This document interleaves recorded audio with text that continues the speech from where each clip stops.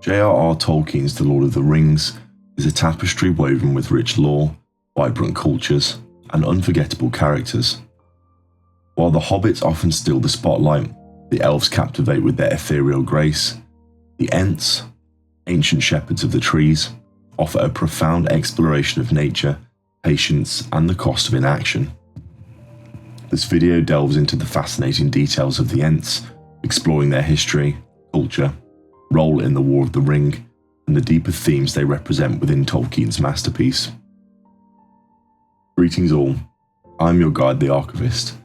Today I will look at the Ents, their origins, their influences on the events of Middle-earth, and their final fate. Before we begin, please remember to like the like and subscribe waystones down below, so that more people can learn from the archives. The Ents are amongst the oldest living beings in Middle-earth, predating even the elves. Their origin is shrouded in the mists of time, but it is believed they were awakened by Yavanna, the Valar responsible for all growing things. She pleaded with Iluvatar, the supreme being, to create protectors for the forest she loved, beings capable of safeguarding them from the destructive whims of other races. Iluvatar granted her wish, and the Ents came into being.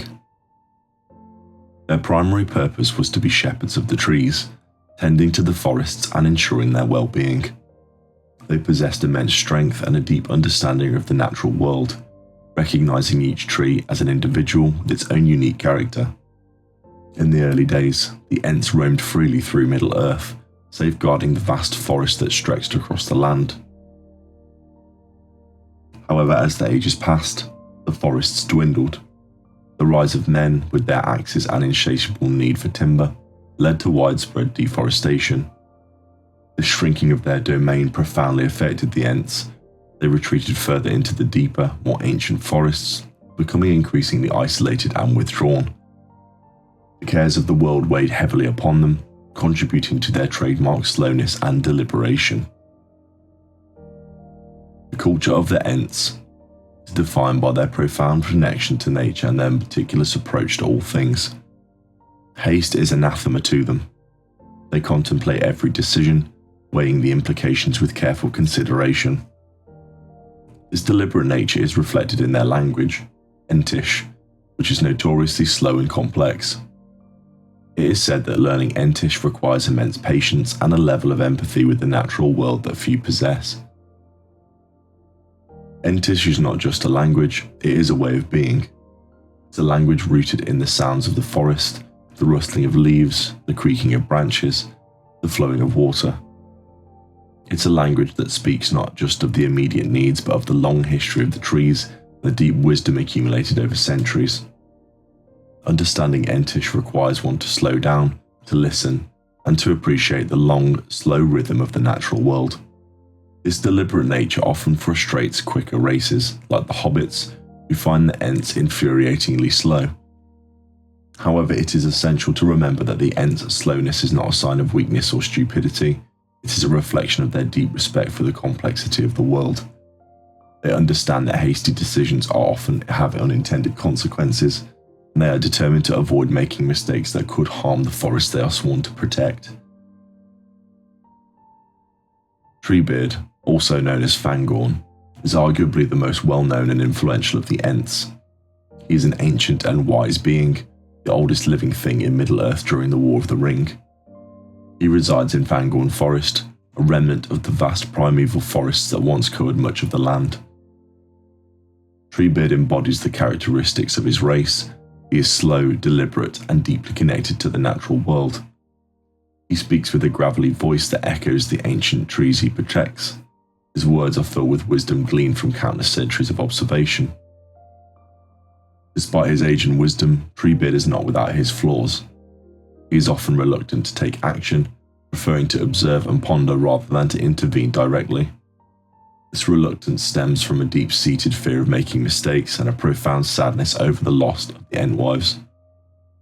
The Entwives, the female counterparts of the Ents, played a crucial role in the Entish culture. Unlike the Ents, who loved the wild forests, the Entwives were drawn to gardens and cultivated fields. They enjoyed shaping the land and nurturing plants, creating beautiful and bountiful spaces. Over time, the Ents and the Ent wives grew apart. The Ents preferred the deep woods and the natural order, while the Ent wives sought to cultivate and control the land. This difference in philosophy led to a separation, and the Ent wives eventually disappeared, their fate remaining one of the great mysteries of Middle-earth. The loss of the Ent wives is a source of deep sorrow for the Ents, and it contributes to their overall sense of melancholy.